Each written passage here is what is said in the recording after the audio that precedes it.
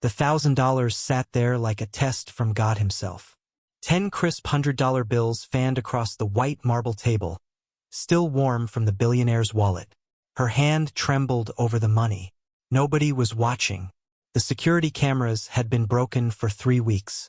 Her manager was in the back office, too drunk to notice anything. The other waitresses had already left. It was just her, the empty restaurant, and $1,000 that didn't belong to her. She knew it was a mistake. She'd watched the billionaire's hands shake when he got that phone call. Watched his face crumble as he whispered, "How long does he have?" Watched him throw money on the table without looking, without counting. His mind already in whatever hell was waiting for him at the hospital. This wasn't a tip. This was an accident. And keeping it would be theft. But letting it go meant she and her daughter would be going to bed hungry that night. She had 30 seconds to make a choice. 30 seconds to decide who she really was when nobody was looking. What she did next didn't just change her life. She made a decision that would change her future and reveal a secret neither of them saw coming. But first, she had to catch a billionaire racing toward the worst night of his life. And she had exactly 9 minutes before he disappeared forever. If you're already feeling the gravity of Delilah's impossible choice, you need to stay with me. What she does in the next 60 seconds will either save her life or haunt her forever. Don't miss what happens next. The Gilded Trout was the kind of restaurant where people proposed marriage and closed million-dollar deals over $80 steaks. Delilah Crane had worked there for 3 years, long enough to know that the crystal chandeliers cost more than her annual salary, and that most customers looked through her like she was made of glass. She wiped down table 7 for the 3rd time, her lower back screaming in protest. The orthopedic shoes she'd bought on credit were already falling apart, the insoles compressed into useless rubber pancakes. Her shift had started at 11 a.m. It was now 9:47 p.m. Her daughter, Iris, was with Mrs. Kowalski next door. Again, the kindly Polish woman never complained, but Delilah saw the strain in her eyes, the way she was getting older, more tired.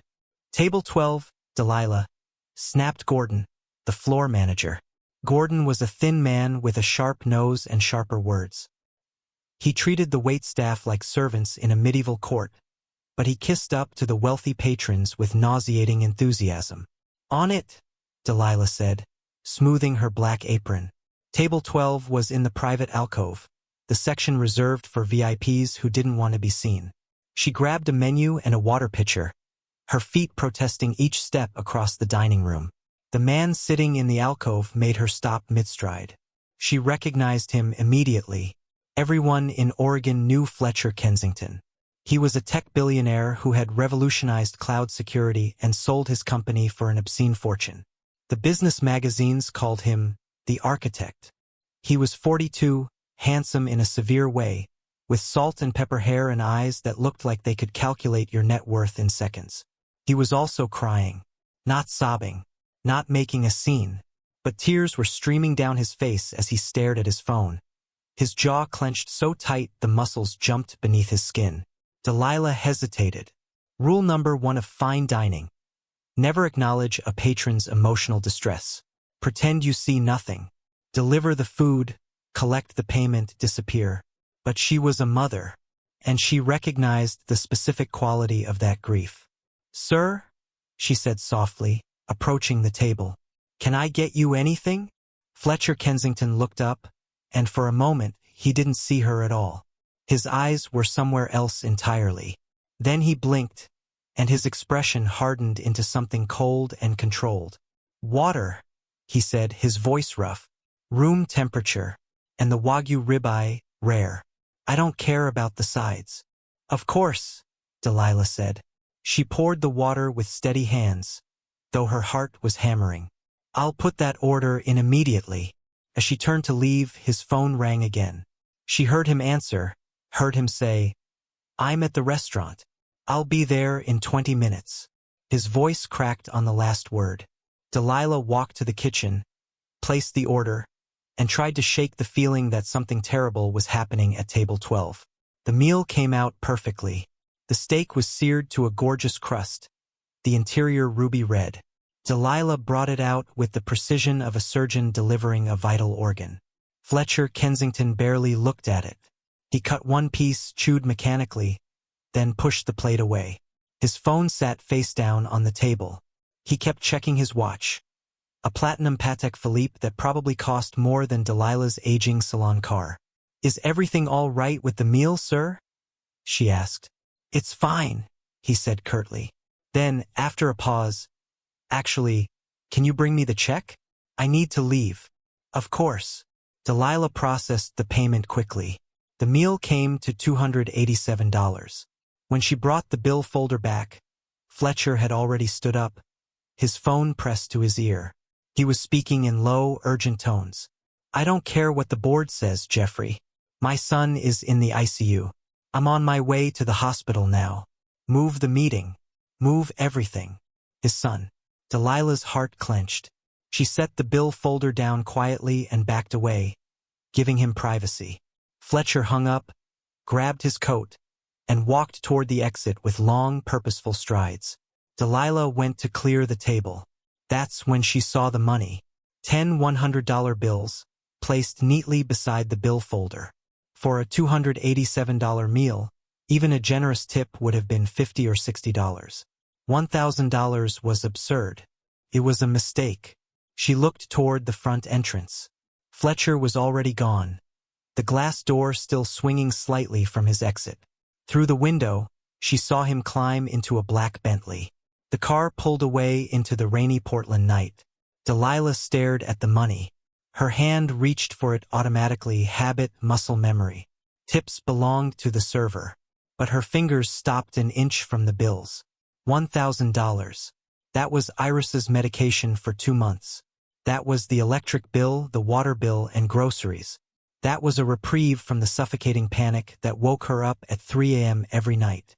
But it wasn't hers.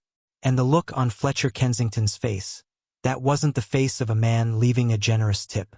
That was the face of a man whose world was ending. He had been distracted, devastated, barely functional. He had left the money by accident, probably pulled it out to pay cash and forgot it when the call came in about his son. "Holy hell," breathed Jenna, another waitress, appearing at Delilah's elbow. "Is that $1,000? "I think he left it by mistake," Delilah said, her voice barely audible. Jenna's eyes widened. "Mistake? Girl, that's rent for 3 months. That's a jackpot. Finders keepers. It's not mine. He's a billionaire, Delilah. He wipes his ass with $100 bills. He won't even notice it's gone." Delilah's hand hovered over the money. She thought of the collection notices piling up on the kitchen table. She thought of Mrs. Kowalski's tired eyes. Then she thought of Fletcher's voice on the phone. "My son is in the ICU." She grabbed the bills, folded them, and shoved them into her apron pocket. "What are you doing?" Jenna hissed. "Giving it back," Delilah said. "Are you insane?" Maybe she was. But she was also a mother.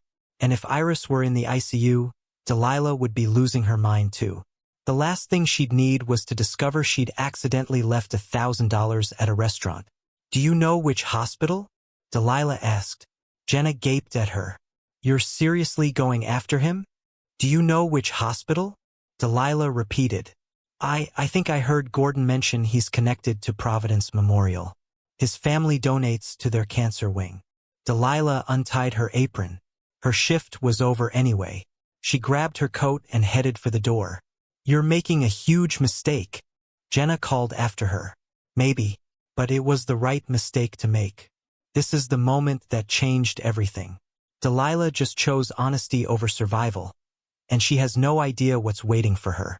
If you're not subscribed, hit that subscribe button now because what happens next will blow your mind.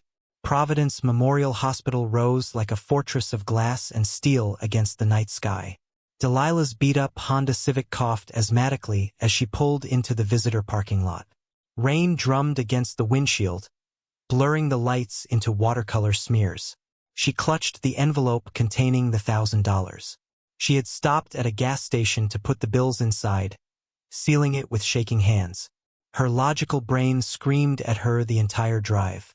"You're a single mother with a sick child. You need this money. He won't even miss it." But her heart, the stubborn, foolish thing, wouldn't let her keep it. The ICU was on the 4th floor. When Delilah stepped off the elevator, she was hit by the smell. Antiseptic, fear, and the peculiar sterile sadness of hospitals.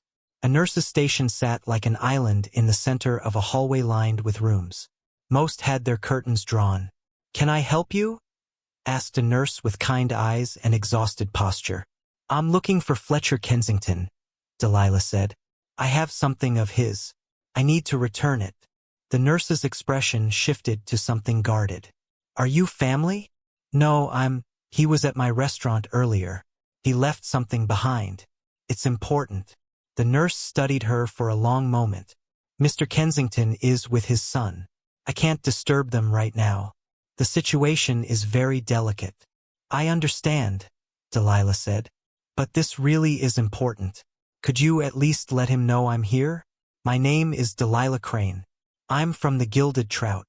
The nurse hesitated, then nodded. "Wait here." Delilah sat in an uncomfortable plastic chair, clutching the envelope. Around her, the hospital hummed with quiet emergencies. A woman sobbed into a phone in Spanish. A doctor rushed past, shouting for an oar. An old man pushed an 4-pole down the hallway, his gown hanging open in the back. 20 minutes passed. Then Fletcher Kensington appeared at the end of the hallway. He looked worse than he had at the restaurant. His shirt was untucked, his tie missing. His eyes were red-rimmed and hollow. He stared at Delilah like she was a ghost. "You," he said, his voice hoarse. "From the restaurant." Delilah stood up, holding out the envelope. "You left this at your table. I thought you might need it." Fletcher looked at the envelope like he didn't understand what it was. Then recognition flashed across his face, followed by something that might have been disbelief. "You brought it back," he said slowly. "It wasn't mine to keep." Fletcher took the envelope, opened it, and stared at the bills inside. For a long moment he said nothing. Then he looked up at her, and the expression on his face was one of raw, unguarded shock. "Do you have any idea what most people would have done with this?" he asked quietly. "Kept it," Delilah admitted. "But it wasn't a tip.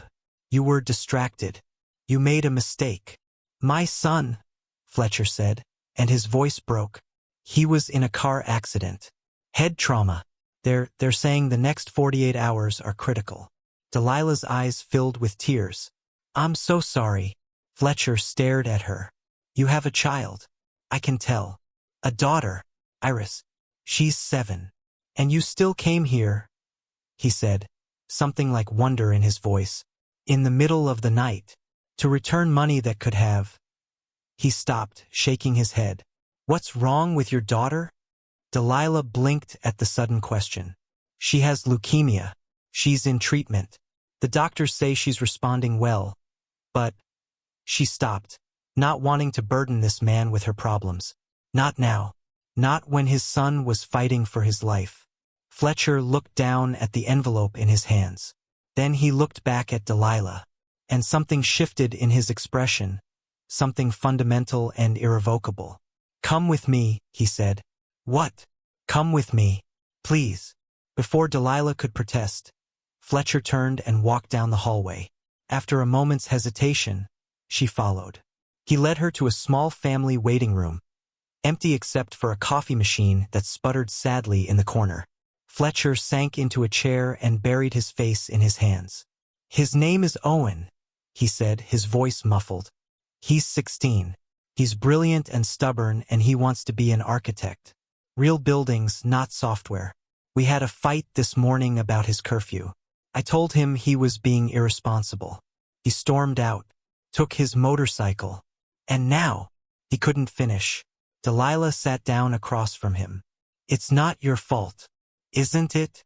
Fletcher looked up, and his eyes were devastated. "I was so focused on work, on board meetings and stock prices.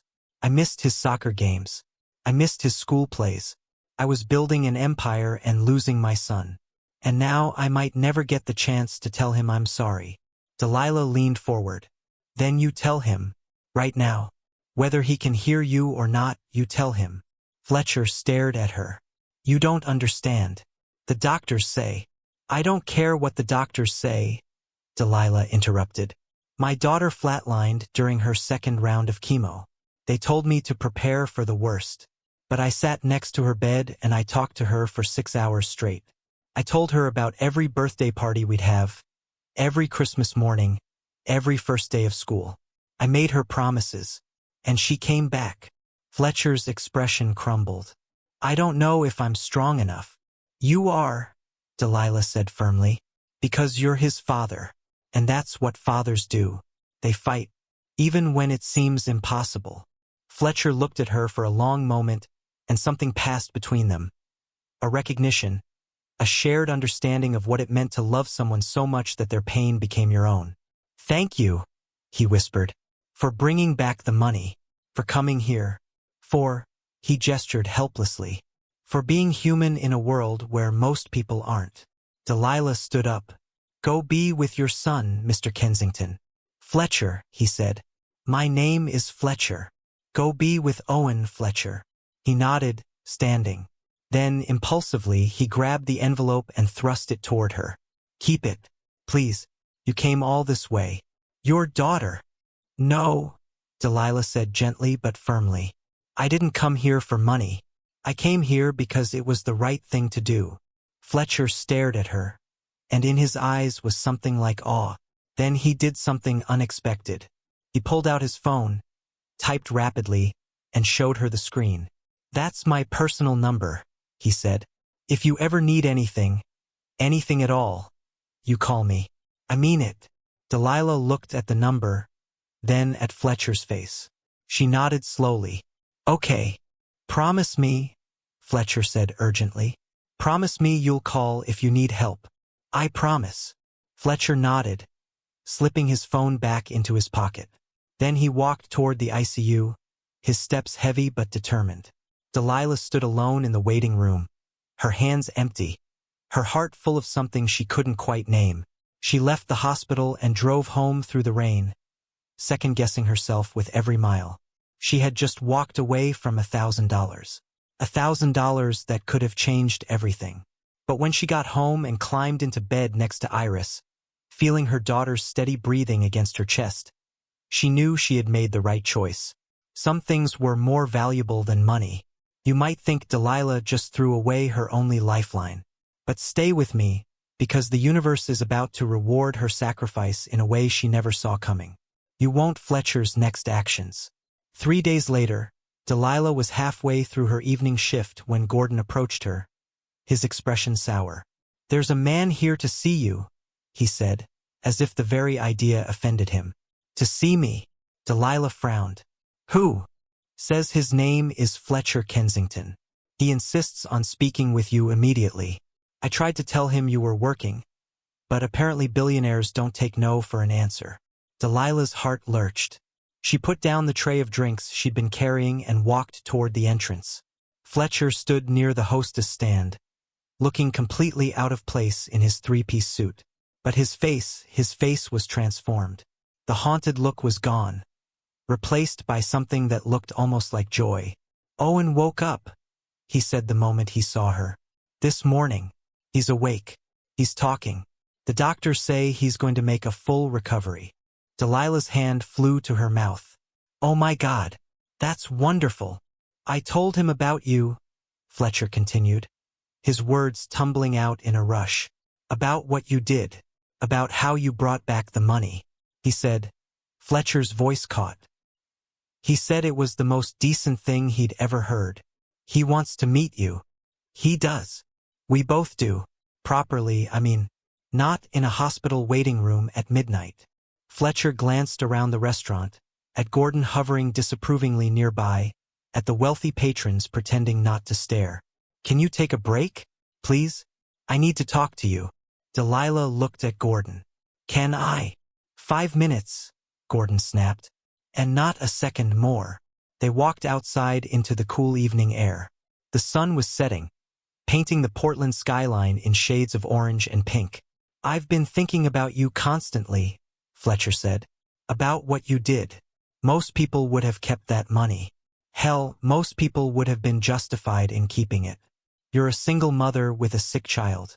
You're drowning in medical bills. But you didn't keep it. Why? Delilah wrapped her arms around herself. Because you needed it more than I did. I didn't need it, Fletcher said. $1,000 is nothing to me. But your integrity, that's priceless. Do you know how rare that is? I've spent 20 years in business, surrounded by people who would sell their own grandmother for a percentage point. And here you are, working double shifts for minimum wage plus tips, and you have more honor than all of them combined. Delilah felt her cheeks flush. I just did what anyone would do. No, Fletcher said firmly. You didn't, and that matters. It matters more than you know. He reached into his jacket and pulled out an envelope. Delilah's stomach sank. If that's money, she started. It's not, Fletcher interrupted. It's a job offer. Delilah blinked. What? I need someone I can trust, Fletcher said. My company is worth billions, but I'm surrounded by people whose loyalty extends exactly as far as their stock options. I need someone who actually has principles. Someone who would chase a stranger across town to return money they desperately needed. Someone like you. Mr. Kensington, Fletcher. I don't have any business experience. I've worked in restaurants my whole life. I don't need business experience. I need character, intelligence, the ability to see what others miss. He held out the envelope. This is an offer to be my executive assistant. The salary is $120,000 a year. Full health benefits, including private medical coverage for your daughter. And you'd work from my office, which has an on-site childcare facility for employees' children. Delilah took the envelope with shaking hands. She opened it and saw the offer letter, official and real and completely impossible. I can't, she whispered. Why not? Because I'm nobody. I'm a waitress from. You're somebody who did the right thing when it cost you everything, Fletcher interrupted. That makes you somebody in my book. Probably the only person I can actually trust. Tears pricked Delilah's eyes. Why are you doing this? Fletcher's expression softened. Because 3 nights ago, I was sitting in that hospital room, convinced I had lost everything that mattered. And a woman I'd never met before came and reminded me that goodness still exists in the world. You gave me hope, Delilah. The least I can do is give you a chance.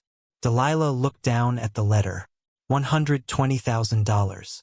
Private medical coverage. A childcare facility. It was a life raft thrown to a drowning woman. But there was something else in Fletcher's eyes. Something that made her hesitate. Gratitude, yes, but also something deeper. Something that looked like the beginning of trust. Can I think about it? She asked. Of course, Fletcher said. But not for too long. I have a board meeting next week, and I'd like you there if you're willing. Delilah folded the letter and slipped it back into the envelope. I'll let you know tomorrow. Fletcher nodded. Then, impulsively, he reached out and took her hand. Thank you, he said quietly, for everything. His hand was warm, steady. Delilah squeezed it once, then let go. Go home to Owen, she said. He needs you. Fletcher smiled, a real smile that reached his eyes. He does, but so do I. Need good people, I mean. He walked back to his Bentley, and Delilah watched him drive away, the envelope burning like fire in her pocket. Inside the restaurant, Gordon was glaring at his watch. Delilah ignored him and walked to the bathroom, locked herself in a stall, and read the offer letter 3 more times. Then she pulled out her phone and called Mrs. Kowalski. Can you watch Iris tomorrow morning? She asked. I have a very important meeting. Delilah gave her notice at the Gilded Trout the next day. Gordon accepted it with barely concealed glee, clearly thrilled to be rid of a waitress who had the audacity to take personal phone calls from billionaires. Her first day at Kensington Innovations was terrifying. The office occupied 3 floors of a glass tower in downtown Portland. Everything was chrome and minimalism, populated by people in expensive suits who moved with the confidence of those who had never worried about rent. Delilah wore her only professional outfit, a navy pantsuit from Target that she'd bought for Iris's custody hearing 2 years ago. She felt like an imposter, a waitress playing dress-up. Fletcher's assistant, a sharp-eyed woman named Bryn, met her at reception. Mr. Kensington is expecting you, she said, her tone neutral but assessing. Follow me. Fletcher's office was on the top floor, floor-to-ceiling windows overlooking the city. He stood when she entered, and his face broke into a genuine smile. You came, he said. I said I would. People say a lot of things. Fletcher gestured to a chair. How's Iris? Excited about the childcare facility. She's downstairs right now, probably teaching the other kids how to play checkers. Fletcher smiled. Good. That's good. He became more serious. I want to be clear about something, Delilah. This isn't charity. I'm not hiring you because I feel sorry for you. I'm hiring you because I need you. This company is successful, but it's rotten in places. People stealing, lying, manipulating. I need someone I can trust to help me find the rot and cut it out. Delilah nodded slowly. What do you need me to do? For now? Watch. Listen. Learn. I want you in every meeting, every negotiation, every dinner with investors.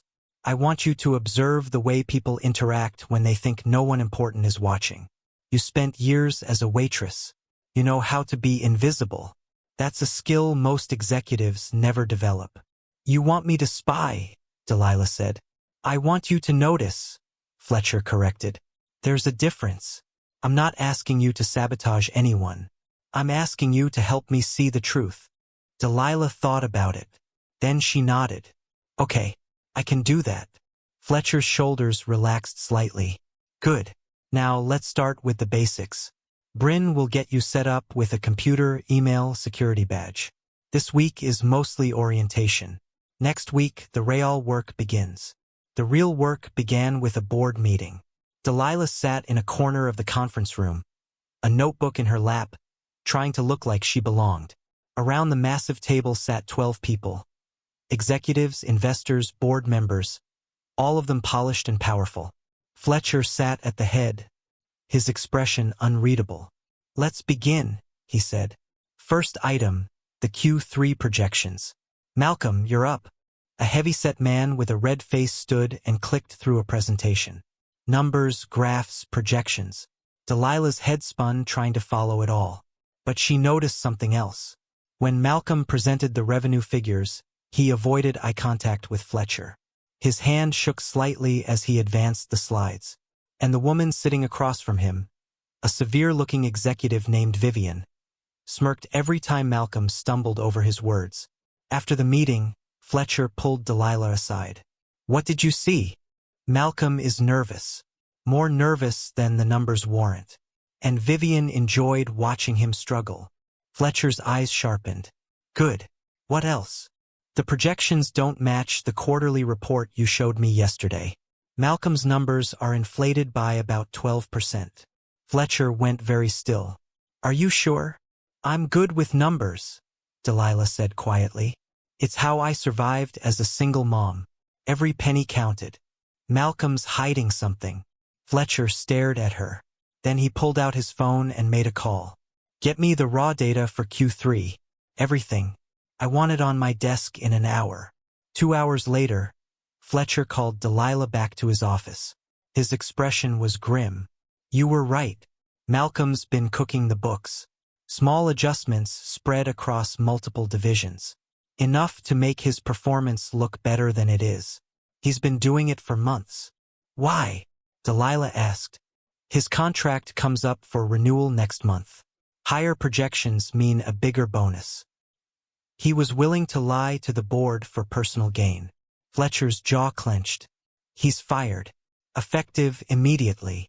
Delilah felt a chill. She had just ended a man's career. Are you sure? Maybe he made a mistake? Fletcher finished. No. This was deliberate. This was theft. And if I let it slide, it sends a message to everyone else that lying is acceptable. He looked at her. You did the right thing, Delilah. Don't doubt that. But as she left his office, Delilah couldn't shake the feeling that she had crossed a line. She wasn't a waitress anymore. She was something else. Something with power. And power, she was learning, came with a cost. Delilah just ended a man's career with one observation. She's no longer invisible, and that's about to make her a target. What happens next will force her to question her belief about right and wrong. Stay with me. Vivian Corbin knocked on Delilah's office door 3 days later. Delilah had been given a small office near Fletcher's, sparsely furnished but with a window overlooking the river. She looked up from her computer as Vivian entered without waiting for permission. "So," Vivian said, closing the door behind her, "you're the waitress." Delilah set down her pen. "I'm the executive assistant, right? The executive assistant who got Malcolm fired." Vivian sat down uninvited, crossing her legs. She was in her 50s, immaculately dressed, with the kind of cold beauty that came from expensive maintenance. Impressive. Most people take months to make enemies here. You managed it in a week. "I didn't make an enemy," Delilah said carefully. "I did my job. Your job is to sit in meetings and take notes, not to play detective and ruin careers." Delilah felt her temper flare. Malcolm was stealing. If that ruins his career, he did it to himself. Vivian smiled, but there was no warmth in it. "You really are naive, aren't you? This company runs on relationships. Loyalty. You just showed everyone that you're Fletcher's attack dog. Do you think anyone is going to trust you now?" "I don't need them to trust me," Delilah said. "I need to do my job." "And what exactly is your job?" Vivian leaned forward. "You have no business degree, no MBA, no experience in tech or finance. You're a charity case. Fletcher hired you because you gave him back some pocket change. But charity runs out, sweetheart. Eventually, he's going to realize you're dead weight." Delilah's hands clenched beneath the desk, but she kept her voice steady. "Is there something you need, Miss Corbin?" Vivian stood up, smoothing her skirt. "Just a friendly warning. You're in over your head. And when you drown, don't expect anyone to throw you a life raft." She left, the door clicking shut behind her. Delilah sat alone in her office, her heart pounding. She had made an enemy, powerful one, but she had also done the right thing. She was sure of that. Wasn't she? Delilah's facing a wicked enemy who plays a game she doesn't even understand yet.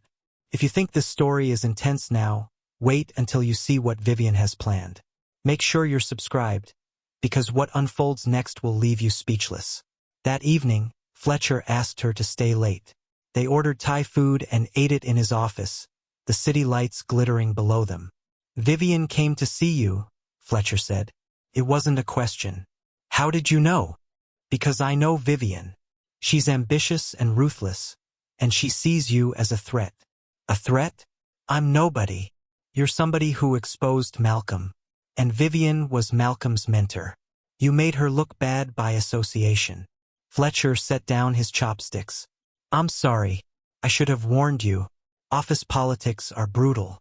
"I can handle it," Delilah said, though she wasn't entirely sure that was true. Fletcher studied her. "Can I ask you something personal?" "Sure. Why did you really bring back the money that night? And don't give me the line about it being the right thing. I want the real reason." Delilah was quiet for a long moment.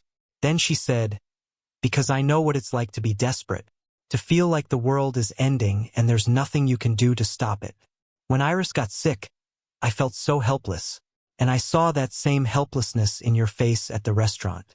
I couldn't fix what was happening to your son, but I could fix the one small thing that was in my power to fix. So I did." Fletcher's expression softened. "That's the most honest answer anyone's given me in years." "I'm not very good at lying," Delilah admitted. "Good. Don't start." Fletcher leaned back in his chair. "I have another board meeting next week. Big one. We're voting on a merger with Apex Solutions. It's worth $800 million. If it goes through, the company doubles in size. If it fails, we lose credibility and investor confidence. What do you need me to do?" "The same thing you did with Malcolm. Watch.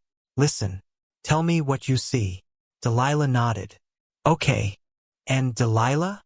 Fletcher's voice was serious. "Be careful around Vivian. She plays dirty." "I will." But as Delilah drove home that night, she couldn't shake the feeling that she was walking into a trap. The merger meeting was scheduled for Tuesday at 2 p.m. Delilah arrived early, her stomach churning with anxiety. She had spent the weekend reviewing the merger documents, trying to understand the financial structures and projections. It was like learning a new language. The conference room filled quickly. Fletcher sat at the head, flanked by his lawyers and CFO. The Apex Solutions team sat on the other side, led by their CEO, a man named Gregory Hunt who smiled too much and spoke in a Texas drawl that felt calculated. Vivian sat near the middle, her expression neutral. But when she glanced at Delilah, there was something predatory in her eyes. The meeting began. Numbers were discussed, terms negotiated. Delilah took notes, but mostly she watched. And what she saw made her uneasy. Gregory Hunt kept deferring to Vivian. Small things, a glance here, a nod there, but consistent enough to establish a pattern. They knew each other, and they were coordinating. Then Delilah noticed something else. In the merger documents, there was a clause about executive retention. If the merger went through, certain Kensington executives would be guaranteed positions in the new company. Vivian's name was on that list. Fletcher's was not. Delilah's blood went cold. This wasn't a merger. It was a takeover, and Vivian was facilitating it. The meeting ended at 4:30. Fletcher seemed satisfied, shaking hands with Gregory, talking about timelines and press releases. Delilah waited until everyone had left, then approached Fletcher's office. "I need to talk to you," she said urgently. Fletcher looked up from his computer. "What's wrong?" "The merger. It's not what you think." She spread the documents across his desk, pointing to the retention clause, explaining what she had observed during the meeting. Fletcher's expression grew darker with every word. "Vivian's been working with Hunt behind my back," he said slowly. "She's negotiating her own deal." "Worse," Delilah said. "Look at the voting structure post-merger. If this goes through, you'll be CEO in name only. Hunt and Vivian will control the board. They can outvote you on every major decision. Within 6 months, they'll force you out completely." Fletcher stood up abruptly, his chair scraping against the floor. "That traitoress—" He stopped himself, breathing hard. "How did I not see this?" "Because you trusted her," Delilah said quietly. "That's not a weakness." Fletcher looked at her, and in his eyes was a mixture of fury and respect. "You saw it. In one meeting, you saw what I've been blind to for months. What are you going to do?" Fletcher's smile was cold. "I'm going to destroy the deal, and then I'm going to destroy Vivian's career." "Fletcher, she betrayed me, Delilah. She was willing to sell this company out from under me for her own advancement. That's unforgivable." Delilah wanted to argue, to counsel mercy, but she thought of Vivian's visit to her office, the casual cruelty in her warning, and she said nothing. The next day, Fletcher called an emergency board meeting. Vivian attended, confident and poised, clearly expecting the merger approval to be a formality. Instead, Fletcher distributed a new set of documents, a forensic analysis of Vivian's communications with Gregory Hunt, proof of her side dealings, evidence of her attempts to undermine Fletcher's authority. The room erupted. Vivian went pale, then red, then launched into a defensive tirade about misunderstandings and misinterpretations. But the evidence was damning. By the end of the meeting, Vivian had resigned. The merger was dead, and Kensington Innovations had narrowly avoided a corporate coup. Fletcher found Delilah in her office afterward. "It's done," he said. "Vivian's gone. How do you feel?" Delilah asked. Fletcher sank into a chair. "Betrayed, exhausted, and grateful. Grateful. For you. For your honesty. For your ability to see what others can't." He looked at her. "I'm promoting you. Vice President of Operations. Salary increase, stock options. The works." Delilah's breath caught. "Fletcher, I don't know if I'm ready. Neither was I when I started this company. But I learned. And so will you." He stood up. "You've earned this, Delilah. Don't doubt yourself." As he left, Delilah sat alone, staring at the city beyond her window. She had gone from waitress to executive in a matter of weeks. Felt surreal, impossible, but it was real. And somewhere along the way, She had stopped being the woman who returned $1,000 out of principle and become the woman who could destroy a billion-dollar merger with an observation. She wasn't sure which version of herself she preferred. Delilah's transformation is almost complete. But the most satisfying moment is still ahead. The way she takes down Vivian's scheme? You absolutely need to see this. 6 months later, Delilah and Fletcher stood in the International Rose Test Garden watching the sun set over Portland. "Do you ever regret it?" Fletcher asked. "Giving back the money?" Delilah thought about it. About the terror of that night, the certainty that she was making a terrible mistake. And then she thought about Iris, healthy and thriving, playing with Owen in the childcare center. She thought about the families they would help through the foundation. She thought about the woman she had become. "No," she said, "I don't regret it at all." Fletcher smiled. "Good, because neither do I." They stood in comfortable silence as the sky turned gold. Two people whose lives had collided in the most unlikely way and had somehow, against all odds, built something beautiful from the wreckage. And in the distance, the city lights began to glow, one by one, like promises being lit against the coming dark. Delilah returned $1,000 she desperately needed and got a whole new life in return. But here's what I want you to remember. Integrity isn't about what you get back. It's about who you become when nobody's watching. If this story resonates with you, hit that like button and drop a comment below. What would you have done with those $1,000? Be honest. Subscribe so you never miss stories like this. Real people, impossible choices, and proof that character always wins in the end. I'll see you in the next one.